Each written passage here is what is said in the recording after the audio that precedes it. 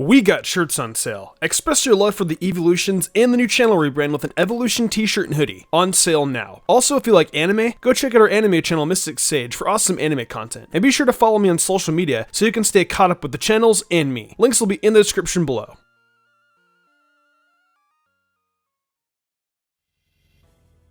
Raikou, Entei, Suicune, the legendary beasts of the Johto region. These beasts are probably some of the most overrated legendaries, but for all the wrong reasons. It seems like most people don't know how truly amazing these beasts truly are. In this video, I'll be telling you some things you might not have known about these truly amazing Pokemon.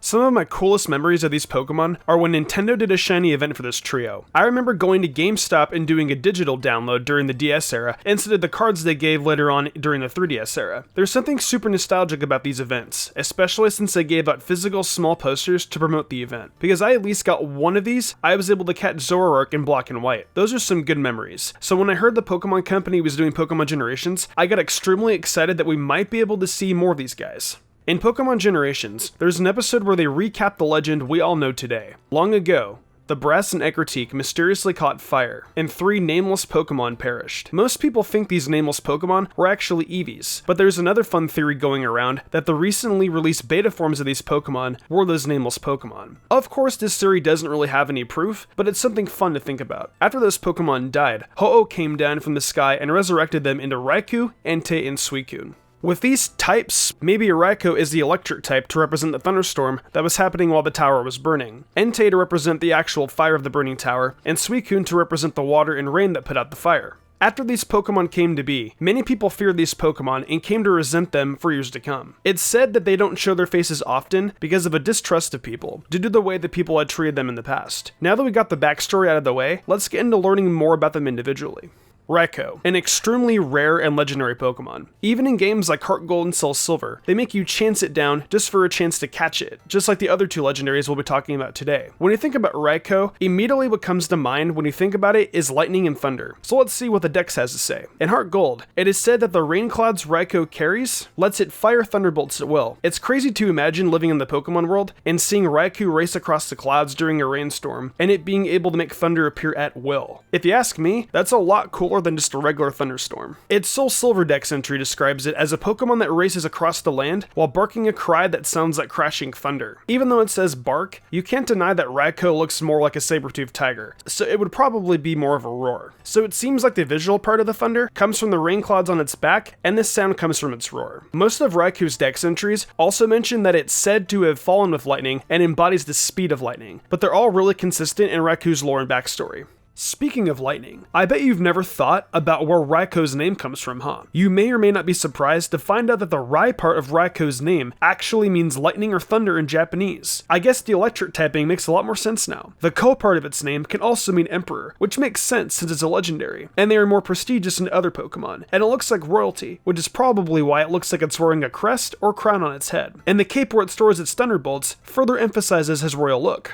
Now that we know more about why it's an electric type and where its name comes from, we can look at its move pool a little more closely. Some of the most noticeable electric type moves it learns by level up are Thunder Fang, Discharge, and Thunder. Looking at those fangs, I'm sure a Thunder Fang from this guy would definitely leave a gnarly bite in your arm if you ever got bit by one. Reading its Dex entries from earlier, Discharge and Thunder also makes a lot of sense, since it can shoot Thunderbolts whenever it wants. Some other moves it learns that make a lot of sense are Crunch and Quick Attack, since it's as fast as lightning. It also learns Rain Dance, so maybe it doesn't just make lightning and thunder for those storms, but also causes those storms in the first place with its Rain Dance. Raikou's never had its own actual Pokemon movie, but he was the star of a made-for-TV movie called The Legend of Thunder. The movie stars the male trainer from Heart Gold and Soul Silver known as Jimmy. He and his friend Marina come across the Team Rocket group Attila and Hun, who had built a device that absorbs and stores electricity for later use. Team Rocket attached smaller electric Pokemon to lure out Raikou, and after a serious battle, Raikou is put in the Pokemon Center for rest and recovery. During this time, Eugene actually comes to the Pokemon Center to see Raikou, although in the movie, they call him Eugene. But let's be real, myself and everyone else knows that's totally Eugene.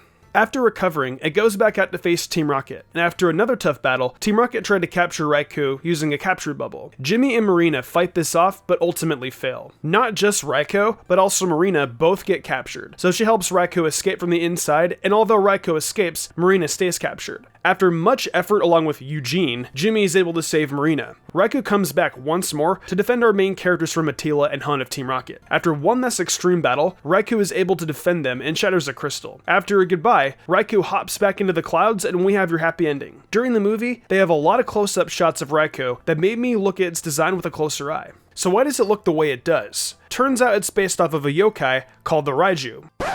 Wait. What is yokai exactly? Well, you may have heard the word yokai from other media like Yokai Watch, but I wonder how many of you know they actually come from Japanese folklore. Yokai come in many forms, such as monsters, spirits, and even demons. There are hundreds of yokai that do many different things. Some of the most popular are kappas and tengu. That's just a short definition of what a yokai is though. Now back to the video. So what is a Raikou actually? Well, a Raikou is a literal thunder beast and is described as the embodiment of lightning into an animal form. They're also said to have long claws and ferocious faces, and if that doesn't describe Raikou, I don't know what does. So as you can see, Raikou is probably more than you thought. But for you Entei fans out there, I got a treat for you. That's right. Next we're going to talk about Entei and see what's so interesting about it. Entei is possibly one of the most brawny looking Pokemon we have to date. In its Heart Gold Dex entry, it is said that volcanoes will erupt when it barks, and since it can't contain its own power, it races across the land. That probably explains why it was one of the first roaming legendaries. Its Soul Silver Dex entry also mentions it racing across the land, and that one is born every time a new volcano appears. So I guess that settles the argument if there are multiple of legendary Pokemon. Almost all the Dex entries are the same in that they mention Entei running across the land and volcanoes erupting when it roars. Although most of these are the same, the Dex entries in Ruby, Sapphire, and Emerald add a bit more about Entei. They say Entei embodies the power of magma. This Pokemon is thought to have been born in the eruption of a volcano. It sends up massive bursts of fire that utterly consume all that they touch. So considering this entry, it's a bit strange considering we know how the original Entei appeared. Maybe it should have specified that it was duplicates that were born in volcanoes. It's definitely not a surprise to learn that Entei learns a plethora of fire-type moves. A lot of the moves it learns sound very volcano-like and sound more powerful as compared to other moves. Moves like Eruption and Lava Plume truly make it sound like it's in charge of volcanoes and when they erupt. Of course, it can also learn moves like Roar and Fire Fang. I suppose those make sense for obvious reasons. Where does the name Entei come from though? Let's find out. In Japanese, Hono can mean flame or fire. But Mystic, that doesn't sound like Entei. Well, you're right on that, but check this out. Honote, or Fire Emperor, is actually spelled like this. So as you can see, part of Entei's name actually does come from Hono. Kind of interesting, huh? I guess it's not a coincidence both Entei and Raikou have something related to royalty in their names. I guess that crest on his head doubles as a crown too. So is Entei based off of any yokai like Raikou is? Well, kind of. The Koma Ino are said to be stone lions and protectors of temples, and keep spirits out. They don't traditionally have anything to do with fire, but Entei is a lion and a protector of the burned tower, since it became its home after it was resurrected. Koma Ino usually live in pairs, so maybe that also explains why there's more than one Entei that can be born into the world.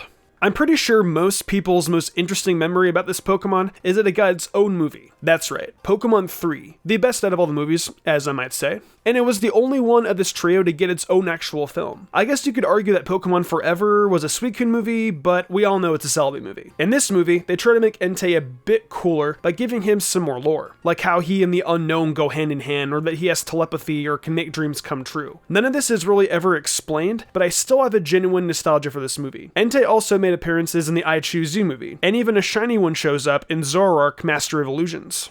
So last but not least, let's move on to Suicune. It's probably the most cool looking and intimidating of all three. Let's start with the Dex entries. Its Heart Gold Dex entry mentions how it's the embodiment of north winds and can instantly purify filthy murky water. On the other hand, its Soul Silver Dex entry says, this Pokemon races across the land. It is said that north winds will somehow blow whenever it appears. A lot of its Dex entries say it can purify water no matter how murky or polluted it is. It's amazing to see how consistent all the Dex entries are, but I do wish they would tell us a little bit more about Suicune and its powers. Speaking of its powers, let's talk about its move pool. Unlike the other two, Suicune can actually learn more than just powerful water moves. It can also learn some powerful ice moves. Surprisingly, its most notable water moves are actually only Rain Dance, Hydro Pump, Scald, and Surf. Despite it being a water type, it learns a lot more ice type moves than water moves. It can learn such powerful moves like Sheer Cold, Aurora Beam, Ice Fang, and even Blizzard. Imagine having that much power just in one Pokemon. So what about its name? Where does Suicune come from? The Japanese word shisho actually means crystal, so that's where the Sui part of Suicune's name comes from. And that gem on top of its head is definitely a crystal, which you can clearly see on its model from Pokken Tournament. Not only that, but that also explains why its own game was called Crystal instead of something like just bronze to go with silver and gold. Crystal definitely makes a lot more sense knowing this, and I think it's super cool. And what about the yokai it's based off of? Well, it is definitely a Kirin. A Kirin is described as a beast of purity and goodness. Purity, huh? That definitely sounds familiar. Kirins are also usually depicted with one horn and a flowing mane. Not to mention they also walk on water. That does sound like a lot like our Suicune, huh? Suicune is probably the most thought out of these beasts, and learning about the origins of influences behind these Pokemon have definitely been an interesting experience. So did your opinion on any of these legendary beasts change? Let me know in the comments below what you thought about the yokai, and give me your favorite legendary beast in the comments below as well. If you enjoyed the video, why not leave a like and subscribe to my channel with notifications on, that way you never miss an upload. If you want to support me further, consider following my Twitch where I stream a lot of Pokemon content and all kinds of other Nintendo content like Zelda, Fire Emblem, and much more. Also, I've been reviewing every episode of My Hero Academia Season 4 over on MysticSage, so head over there if you're into that too. I would love that a lot. Want to support me further and gain cool perks? Check out my Patreon. Daniel Leone, Lady Crimson, Memory Martin, The Lazy Leo, Matthew Young, Awesome Lego, Jarrett Weiss Austin, Sodden Grider, Nigma97, and Kermit117 did, and I want to thank them personally for going above and beyond. It means the world to me. I think I'm gonna wrap this up though. I'm Mr. Gumbrand, and I will see you in the future for more awesome Pokemon content.